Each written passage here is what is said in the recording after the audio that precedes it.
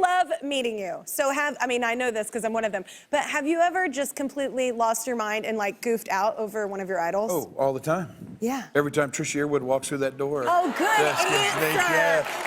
Good. She is the greatest vocalist. Thank you you. know I'm a nerd for her. Thank her you. voice is like the sound of crystal. Well, the crazy thing is, too, awards are only as good as the people's names are on them. Compliments are only good as the people that give them. Oh, you're Can I nice. tell you? No. Nice. You're a freak. You're a freak in nature. Everybody in the business knows that you have no ceiling. So for you to say that about her, she would sit here and say the exact same thing about you. Singing with the hairbrush. She loves you, man. Yes.